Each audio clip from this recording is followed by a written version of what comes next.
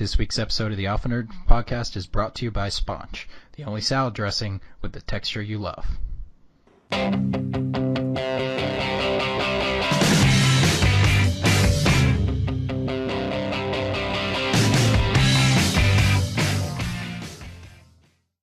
Welcome to the Alpha Nerds podcast, where our OCD is actually CDO because the alphabet is king. I'm Peter. I'm Bart.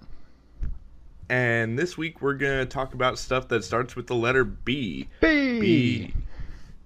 For basketball and boards. B.A. Baracus and bureaucracy and balloons.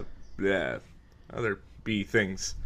Okay, so yesterday I told Pete to make a list of 10 franchises, characters, whatever, that start with the letter B.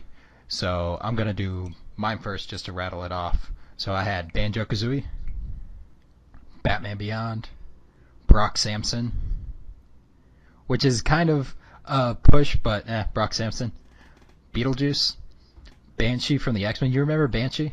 I do remember Banshee. He had that ridiculous, cloak that they were like, it's sound waves. Like, okay, it's giant and yellow and ridiculous, but okay. Yeah, sure. It's not flattering. Babe, Pig in the City. That movie was sad. I never watched either Babe or Babe, Pig in the City. The first one was sad enough, but then it just, Pig in the City was just nothing but sad. Bowser. Nice. Blues Brothers. Black Cauldron. Did you ever read the Black Cauldron books? Not the books. I watched the movie. The books are so good. I read them when I was a kid, and then I read them later. And last one for me is Big Bad Beetleborgs. Nice. Yeah. The, ridiculous Power Rangers ripoff that looked like they were hanging out with a vampire and Ronald McDonald. It was a dumb show. It was not good. Alright, so for my random B characters and or franchises, I've got Batman, Butters, Beavis and Butthead, Bronn from Game of Thrones, who everybody was really scared for the fate of a couple of weeks ago. Yeah, people are pretty hyped about that guy. Yeah, he's awesome. You could be paying him and he'll still call you a cunt. And he has. Oh, nice. Billy Quizboy, Brian Griffin, Biff from Back to the Future, Boba Fett, and Baymax. I've never seen Big Hero 6, which is another B, but I still want to see it. It's really good. Highly recommend it. It unfortunately came out during, I think, when Frozen was still at the height of its popularity, and there's just selling nothing but Frozen merchandise in any store. But Big Hero 6 had a really, really weirdly good sort of flow to it. First off, most Disney movies deal with tragedy in some form or another, and this one just made it hit home really hard, and it actually showed it. It pretty accurately depicted major depression after a huge personal loss. So, definitely see it. Yeah. Yeah, it sounds good. I didn't know it was based on a comic book. One, I didn't know it was based on a comic book, and two, I didn't know that the main character wasn't named Big Hero 6. That was the group's name. I didn't know that. Yeah. But another word that starts with B, beta. Anyway, that brings me to my B franchise for the week, Bob's Burgers. Oh, nice. So, there's a lot I can really say about Bob's Burgers, and first off it's probably one of the best shows to come out of Fox in a long time, because between the realistic writing, the organic flow of the jokes, and just how the actors are able to play off of each other as well as they are, because we've got awesome talents like H. John Benjamin, Kristen Schaal, who you can remember from Gravity Falls or The Last Man on Earth. We've also got Dan Mintz, Eugene Merman, John Roberts, Larry Murphy plays this guy Teddy. He's kind of the handyman, and he is so amazing without ever having to try to be. because he's like a side character that just kind of, gets shit on a little bit, but he's just so fucking lovable. Okay, Pete. So give us a quick overview. What's the show about? Okay, so show centers around this family, the Belchers, who own and operate a restaurant called Bob's Burgers. And this restaurant, it sells burgers. I don't know what to tell you about that. But they're right across the street from a massively more popular Italian restaurant run by Bob's rival, Jimmy Pesto, who is a dick. I mean, he takes being a dick to an art form. It's sort of your slice of life sort of show with some general absurdity thrown in just to, stir things up a little bit. So it's got a little bit of a Malcolm in the Middle feel to it. Also on Fox. Yeah. So has that sort of Nuclear Family, Simpsons, Family Guy, and more appropriately, Baby Blues. Yes. Baby Blues is an excellent example as well. So, you get your regular problems one of the kids is, dealing with peer pressure and they have to deal with this one kid that in school that's, trying to get them to quote unquote have more fun and, be bad and shit like that. And, the whole time they're blackmailing the kid. Her name's Tina, and she's been a fan favorite for years, I think. So, yeah, the kids are Tina, the oldest, and then it goes Eugene and Louise. Then, of course, you have Bob's wife, Linda. Then you have, the people who are, sort of family. They're not related.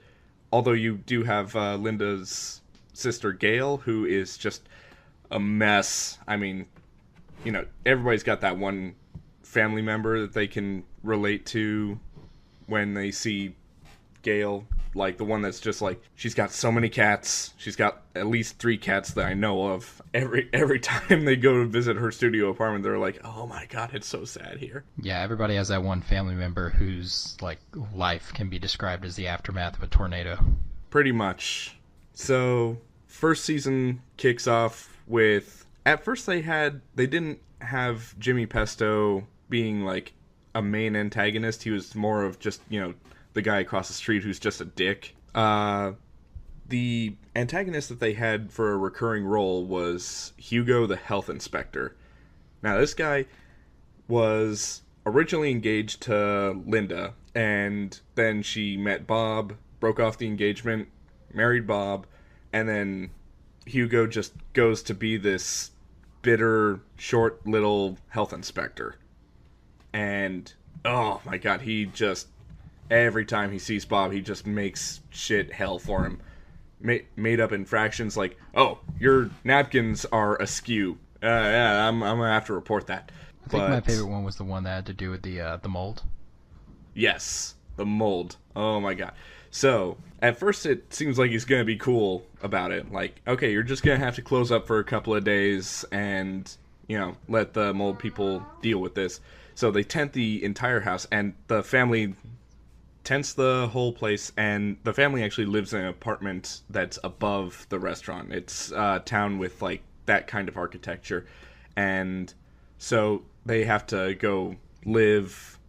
They kind of have to room with their friend Mort, who is a mortician, and he also lives in an apartment above his business, and it's right next door. So anyway, they tent it. And Hugo goes from oh yeah, it'll be fine, just tent it and let the mold people do their job. Then he has a megaphone and he goes, mold! Terrifying, deadly mold! Mold everywhere in this restaurant! So, yes, never passes up an opportunity to be a dick. Yeah, he's pretty bad at that. Yeah. But it's hilarious the way he does it. And that's one thing I love about this show is that you can hate the antagonists, and oftentimes you do, but you love the way they're being an antagonist. Oh, yeah. Because it's almost always hilarious. So, let me think. another character that's fun to talk about, Mr. Fish Odor. Ooh, He's yeah. basically the rich guy that basically owns everything in the town, including the Belcher's restaurant and apartment. So, yeah, he's the landlord. Now, this is a guy that dresses all in a white suit with a white eye patch, rides around in a little golf cart, and in the early episodes, Louise, their youngest daughter, remarks that he's one white cat away from being a supervillain. And she's absolutely Yeah, right. she's pretty close. So, he's played by Kevin Kline, Yes. he was in Dave. I love Dave. He was in Fish Called Wanda. Kevin Kline's great, and now he's doing this where he just gets to have fun because the character is basically Mr. Burns, but just played for laughs. Basically, yes. Where he's not evil; So, he's just oblivious to like what good and evil is. yes. He's oblivious to pretty much anything but being rich. Like, okay, so there was one episode where he was going to basically hike up the rent of everybody in town and it came to be revealed that, he wanted to get a pool. So it's like, yeah, I'll just hike up the rent. So they do like this whole rent strike sort of demonstration where all the tenants threaten to, stop paying rent if he hikes it up again. Then they have like this heart to heart where, he's in his golf cart and he's just about to leave and he's like, "Oh, I see. Just because I'm the landlord and I wear an eye patch and I hike up your rent and I throw firecrackers at you, that makes me the bad guy." Yes, yes, it does. And that's one of many examples of the writing in this show. It's funny, it's highly rewatchable. I used to be able to rewatch it all the time. Netflix. You can apparently still watch it on Hulu or whatever. I just caved and bought it on Google Video, whatever. Anyway, I want to talk about the kids. So Tina is that awkward, sort of like going through puberty teen girl who kind of is like trying to keep her budding hormones in check, but She's not and trying very hard. not trying very hard, no. And she she likes butts. She appreciates a good butt, which I think we all can, right? I think she gets that from her aunt. Maybe. Anyway, so this is the girl that writes erotic fan fiction in her spare time, and she's got like just this whole library of composition notebooks, and then she starts writing erotic friend fiction based on people in her life. And her brother Gene just goes, "Oh, do one where the janitor gets together with the vice principal. I think they would have beautiful babies." And she just immediately goes, "I did," and they don't.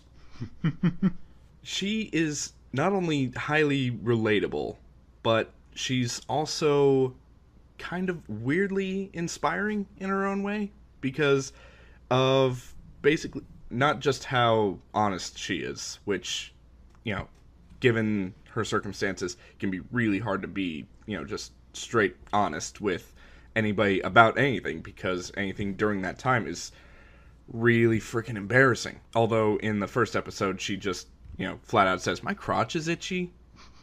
See, yeah, that's what I was about to say. I'll give you inspiring, or I'll give you relatable. I will not give you inspiring. But, well, maybe not inspiring to the viewer every time, but she is an excellent big sister to Louise. Yeah, she's a great big sister, and gosh, what was I gonna say? She she's probably a character with the second best moral compass. Probably. Almost honest to a fault. There was one time where she was having actual anxiety attacks because they had to keep a lie to the insurance agent over an accidental fender bender in a huge open parking lot. Then there's Gene, the middle child, who he's really musical. Like, he's got a keyboard with him all the time, and, like, he also enjoys, fart jokes. Like, a lot. Like, a lot. And so, he's kind of like the musical one of the family, and that actually brings me to another point about the show in general. The show is incredibly musical. Yes, it is. And almost always during the end credits, they have basically a fully produced version of whatever random song or jingle or tune that one character may have been singing earlier in that episode. This always happens on Thanksgiving. Oh yeah. Like the music in that show is just amazing. That's what sets it apart from like Family Guy, Simpsons, everybody else. Is just Yes. because every episode there'll be at least one song, probably two. So, the sort of special guest stars that are recurring but not every episode, also hilarious. So you have Jimmy Pesto, total asshole, jerk, face, whatever. And then you have his sons, Andy and Ollie. Now, these kids are twins, and they're probably the definition of... or they're probably exactly what you think of if you think of a pair of spazzes. But they are just... They're almost always in sync with each other, and so they're like two halves of one awesome spaz. So these kids are played by Sarah Silverman and her sister Laura, and you can tell that the people talking are related just by the way they kind of bounce off of each other like that. It's really great. Like they're trying to audition for the school news, and they're trying to be field reporters. So what's their whole shtick? It's just back to you, Andy. Back to you, Ollie. Back to you, Andy. Back to you, Ollie. So Teddy, the handyman of the show and resident lovable oaf. Now this guy gets a little too invested in the average goings on of the family, but being like unofficial family, honorary family, I guess. Yeah, like every family has that one person who's not related to him, but they're around so much that you have to say like, oh yeah, this is your Uncle Pete. Yeah, basically. So this guy is just kind of always there for the family. This guy ran out of a therapy session because Bob was stuck to a toilet. I don't remember that part. You may not have seen that episode. This actually happened on the 100th episode of the series. Oh yeah, I haven't seen that one yet. And also, like, almost every episode has an awesome pun for a title. So for the 100th one, where Bob got stuck to a toilet, the episode was called Glued, Where's My Bob? That's awesome. Like, Yes. they have fun with those. Like, there's at least... I mean, the puns are throughout, but there's at least 3 every episode. There's the next door... so opening title sequence is like a shot of, like, the front of the restaurant. On the right-hand side is a store that's always changing. Yes. And their name's always a pun. So, off the top of my head, I remember That's What She Sewed, female embroidery store. Nice. And then, part of the sequence, the, like, rat exterminators come up. Yes. And their name's always a pun. I'm drawing an absolute blank on the pest control place. Yeah, I can't think of anything either. But speaking of drawing, the chalkboard inside the restaurant is where the third pun is every episode, which is the name of a burger, like the, I'm trying to think of one that Louise didn't come up with. Yes, so every day, Bob makes the special burger of the day and gives them all, like, a punny name. And so every day we see, a pun burger name. Like, there was one that was served with jalapenos called the Glory Glory Jalapeno Burger. That's right. That was pretty amazing. Okay, so yeah. Then we have Louise, the youngest child, voiced by Kristen Schaal, and it is basically exactly what you think of if Kristen Schaal has to play a little kid. Now, Louise does not take crap from anyone. She tries to instigate fights almost as often as she can. Like, even when her own family's involved, she just loves to start shit. She is amazingly good at sassing authority, which you look at this character and you're like, man, I really wish that I could sass grown-ups when I was that little. Because she's supposed to be, I think, 9 Something years like old. that. Well, what grade is she in? Uh, 4th grade, I want to say. Yeah, so 9. Yeah. She not only sasses people, like, to their face, but she'll also do a complete 180 and pull the, like, oh, I'm a little kid card just to mess with people. Like, there's one episode where Tina snuck out after bedtime when Bob and Linda are at a conference somewhere and Teddy's watching the kids. So she sneaks out and she wants to go join some other teenagers doing teenager things. And, Teddy's freaking out, just like, oh my god, oh, Tina's out, Tina's gone. And, in walks Louise, holding, like, a little stuffed animal, rubbing her eyes, just like, Teddy, what's going on? We need our sleep, we're so little. And it's just, like, little jokes like that sprinkled throughout the show that makes it as special as it is. Oh, yeah. Now, like the part where Louise is trying to run away from detention, and she distracts the, like, lady. She's actually, like, the secretary or the counselor. But she distracts her for a second and tries to run out, and the lady just catches her in, like, half a second. It's like, wow, you're pretty fast. I do Pilates. It shows. Well, she does martial arts. She does martial arts. Yeah. Like, wow, you're fast. I do martial arts. It shows. Like, they didn't have to say it shows. They could have left it off at I do martial arts, but the fact that they added that in makes it just more lovable. She's the, like, Stewie Griffin evil little child, but played lovable. And believable. Yes, and not as lovable as, like, Maggie. Yeah. So, if Stewie Griffin and Maggie, like, ever grew up and had a kid, it'd probably be Louise Belcher. Whoa. Yeah. Anyway, so, yeah. This show is great, and also I just want to, like, call out one thing real quick. Seth MacFarlane, you can stop shitting on a clearly better show than, Family Guy by using Family Guy to say that Bob's Burgers isn't a good show.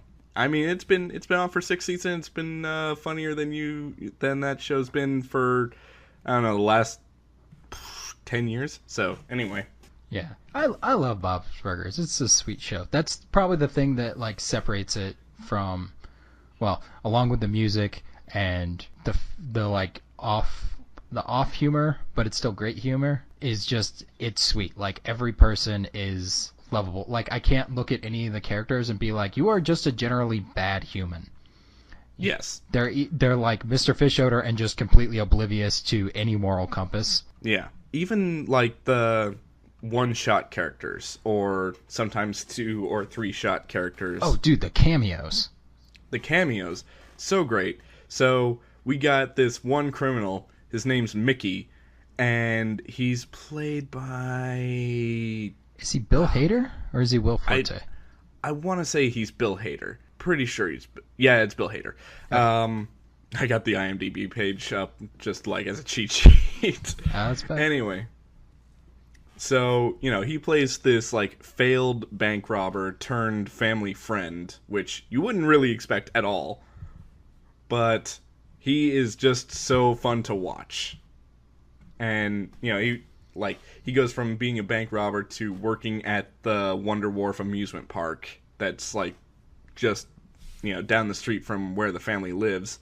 And he had an amazing part in one of my favorite episodes where they take a Thanksgiving theme and they make it into a zombie movie. They call it Dawn of the Peck. Oh, yeah. Their Thanksgiving episodes are another, like... Well, okay, before we move on to Thanksgiving, cameos. Megan Mullally. Yes. Even though she's, like, a semi-regular as Gail, she shows up as one of the weed farmers. Nick Offerman shows up.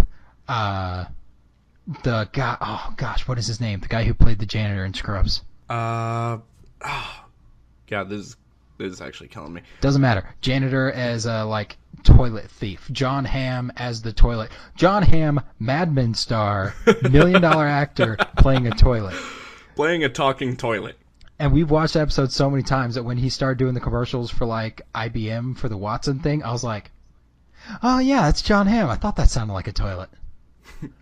We got Ken Jeong as Dr. Yap, which is just ironic because technically he's a doctor, but he's a dentist, which is just regular doctors tend to shit on dentists, and Ken Jeong is an actual doctor turned comedian.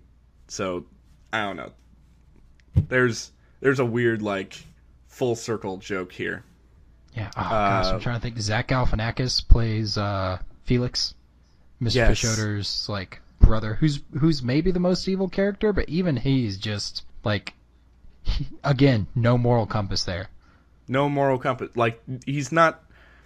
He doesn't know what good and bad is. He just knows like, oh, this is how people in my family have solved things for generations, so it must be working right. Yeah. And we also got Jim Gaffigan, who plays probably the only kid in Tina's school that's more awkward than Tina. That is Jim Gaffigan. Yes. Forgot about him. Yes. Let's see. Patton Oswalt shows up as the food critic. Yes. Oh my god, I love that episode. Bobcat Goldthwait shows up as an angry tiny truck driver. Oh yeah. Yes. Wanda Sykes shows up for one episode as the sofa queen, a furniture sales lady. But yeah, just like packed full of people. He's great. Yeah. But anyways, so we're past that. Thanksgiving. Yes, Thanksgiving. Oh, it's an amazing recurring theme in this show. Like a lot of shows have like, oh, we're doing a special Christmas episode. We're gonna do a special Halloween episode. Bob's Burgers raises the bar and says like, okay, we're gonna do Christmas and we're gonna do Halloween and we're gonna do Thanksgiving. So suck it. And they do an amazing job for every Thanksgiving episode. Granted, some of them are a lot better than the others, but they're all great. And it's become like an awesome little Thanksgiving tradition for me and my friends. And like, we watch the Thanksgiving episodes of Bob's Burgers on Thanksgiving. And it's amazing. Dude, it's great. Like, they're all of them. So what was the first one? The first one was, let's see. Was it Turkey in a Toilet? I think so. I want to say it was. The, like, Agatha Christie mystery novel of the burger show where they just keep waking up and see the brining turkey, which you have to leave a turkey to brine. You have to. And they just keep finding it in the toilet.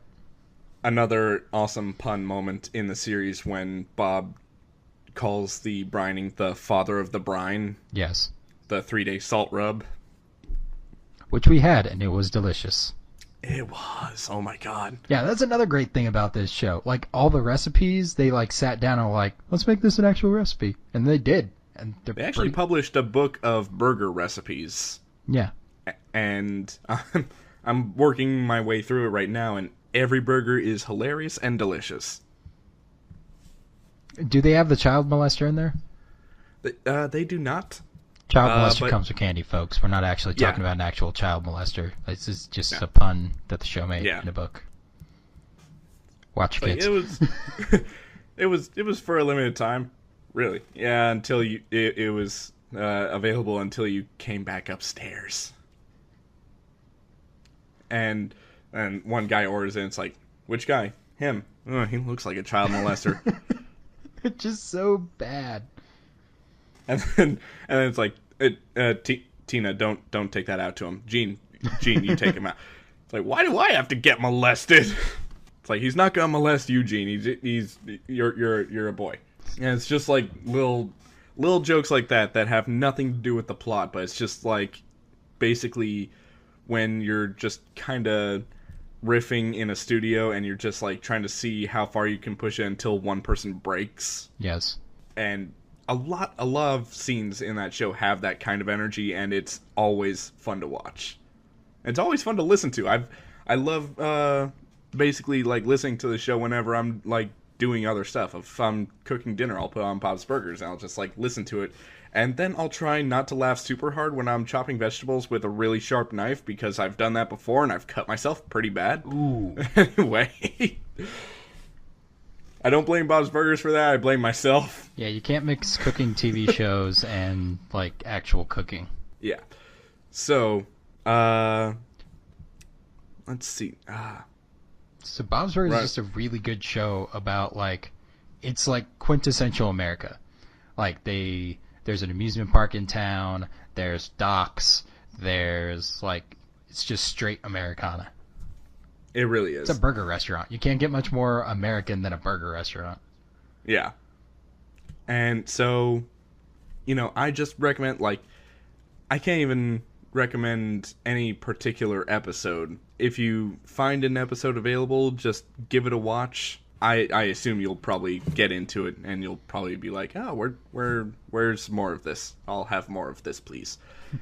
So, yeah, I don't want to cut into your time for your thing too much. So, Bart, what is your B franchise this week? So my B franchise this week is Big O, Big O. which unlike Bob's Burgers, which is totally American, is like half American. Well, like a quarter.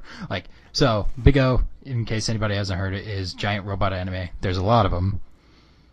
There's a real lot of them. A lot. There's a whole lot of them.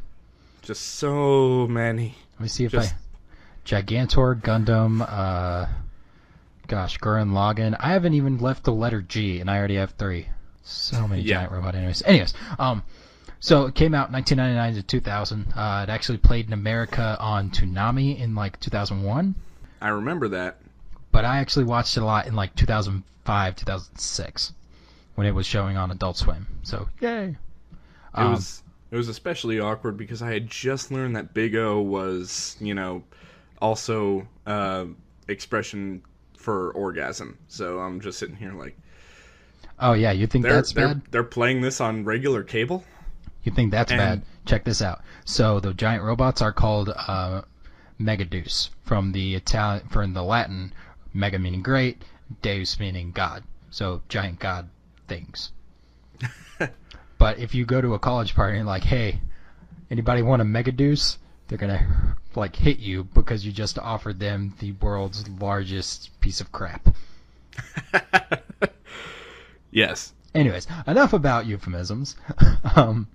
Back to the show. So I watched it back in like 2005, 2006, back when it came on Toonami or Adult Swim. One of the best parts about the show is that there is no origin episode. Kind of like Batman the Animated Series back in the day. Like, actually kind of like Bob's Burgers too, because you don't actually see, there's no episode where you see Bob like buying the restaurant. Like you start the show and Bob already has the restaurant. There's no having to get caught up. Right, it's in medium res. We're just coming in right in the, or in media res, just coming in right in the middle, and that's where we are.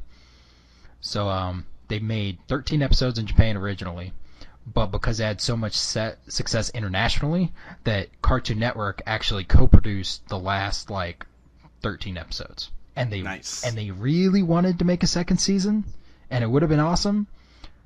So the ending is just absolute madness, but we'll get to that later. Like back when I get to, so basic structure.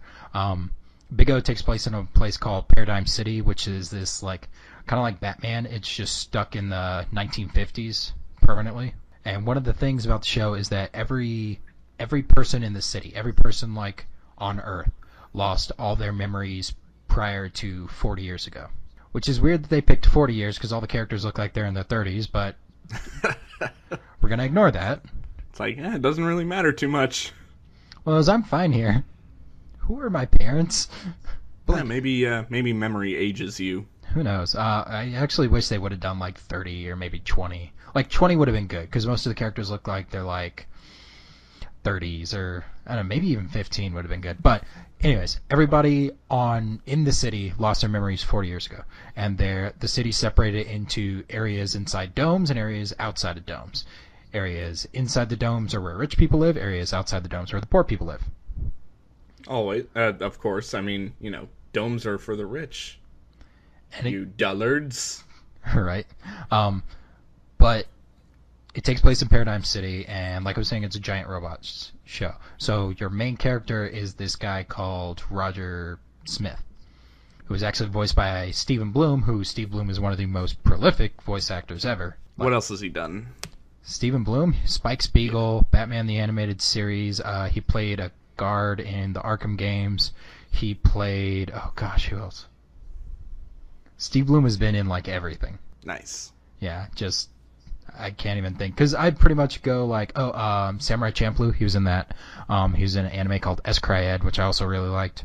But he actually did his under a euphemism, so I didn't know this until like this morning when I looked this up that it was actually him because it wasn't like Screen Actor Guild approved or Voice Actor Guild, whoever. So he had to do it under a euphemism. So I actually just learned this now. Anyways, so Roger Craig Smith, think of Bruce Wayne in a black suit. Okay.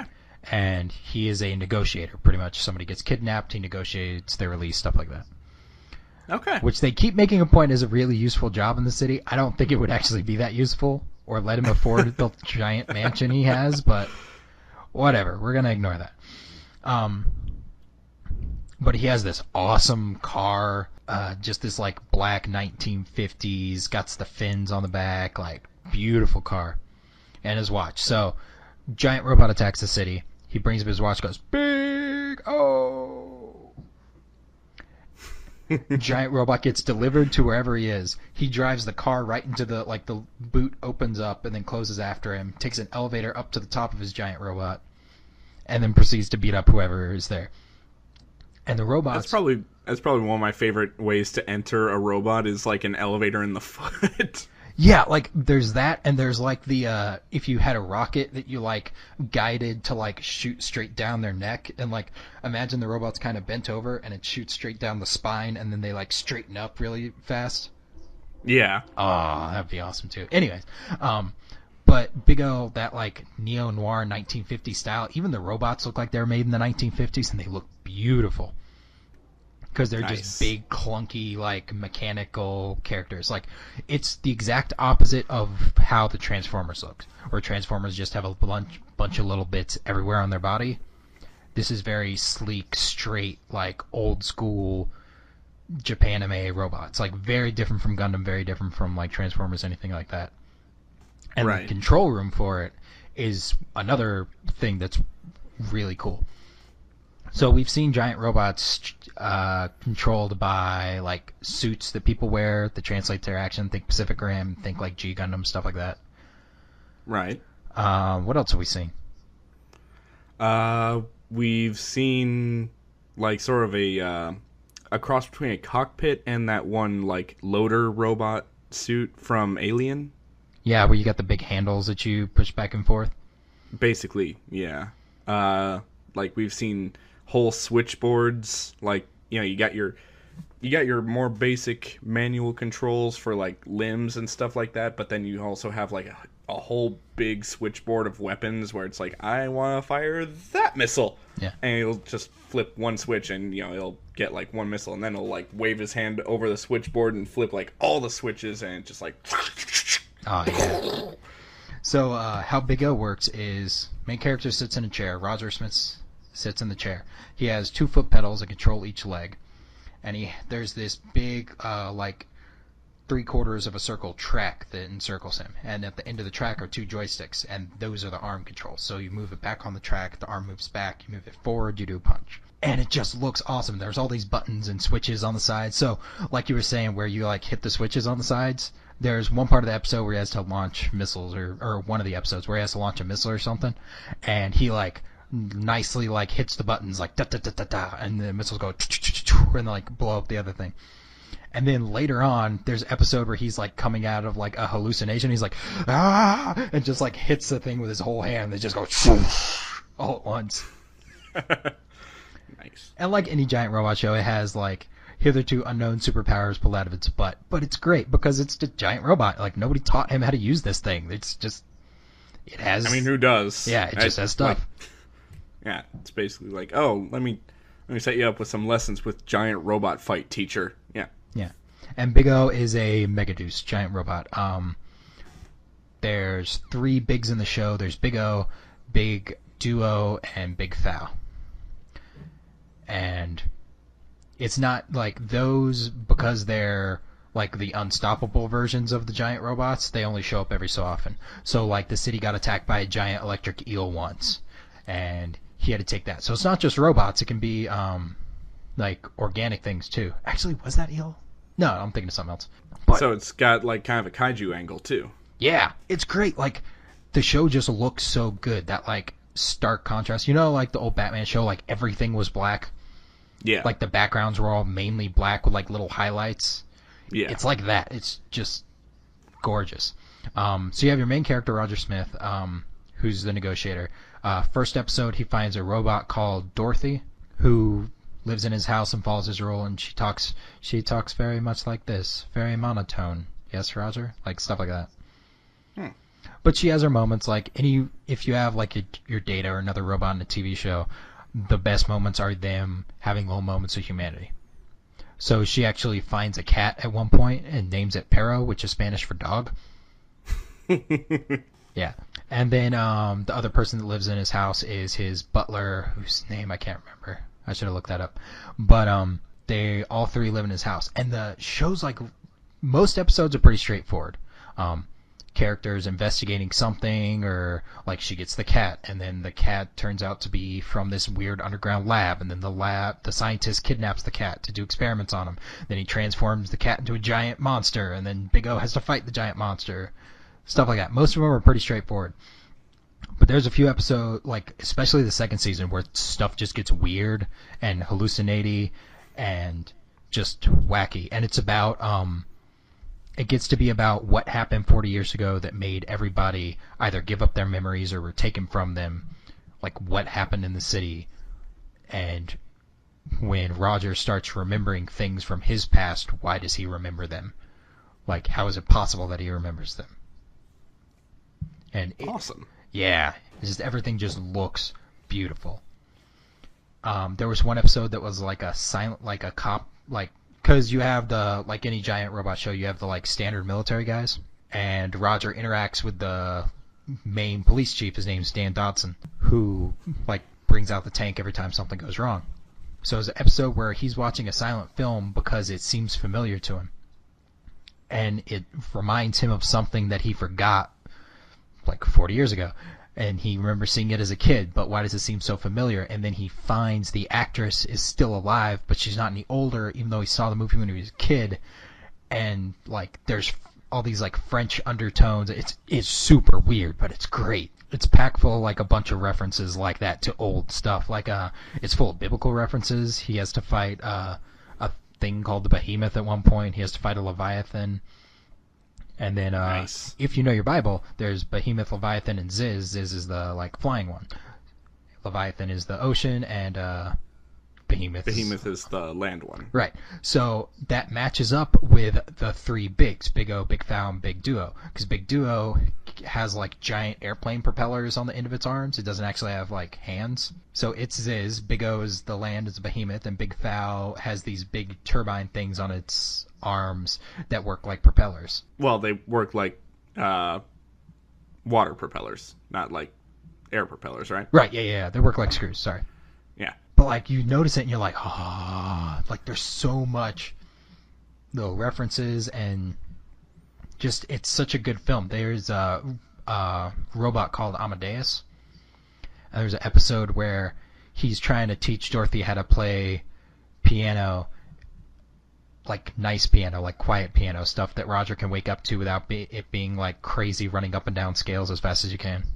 And then you find out that he was part of a giant robot project by a mad scientist, and the scientist kidnaps him and tells him that he's his dad, and then, yeah, it's great. The whole show is just amazing. I love it. I wish I could watch it again, but I don't have my DVDs with me. But it's one of those shows that you watch and you're like, I want everything. I want the giant robot. I want the car. I want the house. I want the watch. I want just everything that I'm seeing here. It was just so good. And, best part about Big O, which I didn't mention. So, if you look up a picture of Big O, it's this big black robot with this big thing on its head. And in the first episode, and pretty much every episode, those two joysticks I was saying he has in the cockpit, they have a little button on the very top of them. And you flip open the little plastic thing that covers it, and then you push the button. And when you flip it open, the robot has these giant pistons on the back of his arms. You flip it open, it drives that piston back really hard. And then you, like, punch a guy and then push the button and it drives the piston forward and just like explodes their guts out everywhere. Oh, it's awesome. Oh, that sounds amazing. Like the sound design was really good because it's just these big like crunch and this big metal hits and just one of those because you would love to just like hit something and then hit it again at the exact same time. That is awesome. But it's like there's episodes where they deal with like not culture war but like the like 99% or 1% thing. Class war. Class war. That they go like class warfare where this like evil guy like poisons a bunch of rich people and then gets in his giant robot and he's trying to destroy the dome so that he can like equalize the rich and the poor. And like the big villain throughout the show is like the mayor of the whole city, and there's a bunch of conflicts with him. There's these people called the Union who are people who don't live in the city. They live outside somehow in the wastelands. Yeah. Just everything is just great. And it's one of the few animes where there's actually a Christmas episode. I remember that one. I love that one. It was great. It was beautiful. Like, it has such a sweet ending. And it's like Bob's Burgers. Like, it has just, like, these really sweet moments. And it's one of those... It's an anime that doesn't really look like other animes. It's an anime that doesn't really act like other animes. There's not a lot of the same tropes that you usually see in anime. School children, skirts, the giant anime eyes, ridiculous hair colors and shapes. Like, it's very... Japan does love making, like, weird hair shapes. Yeah, and the guy who wrote it, like the lead writer, was actually lead writer for Hellsing as well. Really? Yeah. That's interesting. Yeah. Although not entirely surprising.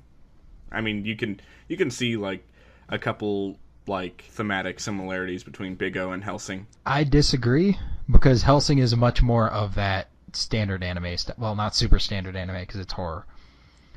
Yeah. But, pacing-wise, it's pretty similar to Big O. I'll give you that. But yeah, just anyway, absolute excellent show. Go watch it. Go find it on DVD. I still have my DVDs. As soon as I can watch them, I'm probably going to. Just like you said, just put it in the background and just let it run. But just beautiful show. I love it. So, what is your favorite thing about Big O? Just the giant robot. Just awesome. Big O himself. Nice. How about, like, least favorite thing? There's a character called... Oh, no, but I actually love that part. Least favorite thing is... Oh, how it ends. The last episode is just bonkers. They just threw everything at the writing board and hoped something would stick, but nothing stuck, so they just put all of it in, and they wanted to get you, like, hooked and asking questions and, like, curious to get you to watch the second season. But there was no second season, or, like, third season. There was no next season, and it's just, it doesn't make any sense, and it never will make sense. And I remember reading online just articles and articles back when I was a teenager trying to figure out what it means, but the truth is, it doesn't mean anything. They were just trying to get you to question it so that they could answer it in the next season, which sucks. All right, so who do you think would like watching Big O most? Anybody who liked the whole Batman TV show. This is basically the same thing. It's just Batman with giant robots, and there's nothing about that sentence I don't like. Yeah, that's a pretty good sell. Remember Public Enemy? Batman, Superman, Public Enemy? Yes. Yeah. Yes, Batman, that was a good one. Batman, giant robot. Even though Batman never really got to use the giant robot, still Batman and giant robots. Oh, Batman got to use the giant robot. He did? Yeah. Because, let me think. I think it was Lex Luthor who, like, hacked it so that it would end up flying right into the sun. And Superman was, like, so pissed about that. Wait, but didn't Captain Atom take it and drive it to whatever it had to stop? I don't think so. Because, like, they actually had to... Oh, darn, I'm getting my plots mixed up now. For context, Pete watched the animated thing, I read the comic from back in the day. Yeah. So... anyways, 3 questions for you, Pete. So, talking about Bob's Burgers, what is your favorite thing about it? God, there's so many good things about it. So, I would probably have to just say the writing overall. It's just some of the best and most thoughtful and some of the most fun dialogue I've seen in a long, long time, especially out of a new show. And you used to be that, you know, we got this kind of stuff from like South Park, but okay, first of all, it's much like cleaner than South Park, so it's much more like PG. Yes. But then, you know, South Park started getting like a lot more topical, so their jokes lost their immunity to decay from time. So I would definitely say it's probably the writing. What is your least favorite thing? Let's see. Sorry to cut you off, but you're just going to keep going on. So what's your least favorite thing? Least favorite thing? The thing that weirded me out when I first started watching this. Where are people's chins? Nobody has a chin. Wait. No, there's one person that has a chin. What's her face? Linda's friend with the blonde hair? Oh. She has like a double chin. Yeah. But, yeah. Like the animation style. Okay. So, fair warning. The animation style is unique in the way that almost everybody is drawn without a chin. It's just like a neck that slopes up into being a head. So, I mean, that weirded me out, but I stuck around because it was still a fun show to watch. And it definitely paid off. So, if you're so weirded out by the no chin neck head people, then that you can't possibly watch the show, then I pity you. So okay, last question, and who is this a good fit for? This is a good fit for probably... This is a good show to watch with family if the kids are, I want to say, if they're at least 10 years old. Yeah, that's a good starting point. Because, like, okay, so it depicts a decent... It's a decent depiction of family life, like, with all the happiness and sadness that goes along with it. But, and this is not me saying it because it's what I think it's like, it's been confirmed by multiple sources that they depict married life really well between Bob and Linda. Yeah, they do. Like, with all the stupid things that, you know, people like to do with their significant other, like, you know, sniffing their own armpit. It's like, oh, God, I stink. Here, smell this. Put your face in it. Put your face in it. Okay. All right, that's about it for us for today. So standard thanks. Thank you to OK Go for the use of their song "Here It Goes Again" off the album "Oh No." Next week we'll be covering C. Don't know what. Do you have any idea what you're gonna do, Pete? I'm gonna do Clone High. Ooh, that's a good one. I gotta think of one as good as Clone High. All right, thanks for listening, everybody. Bye, Sponch. All right, bye, Sponge. Bye, everybody.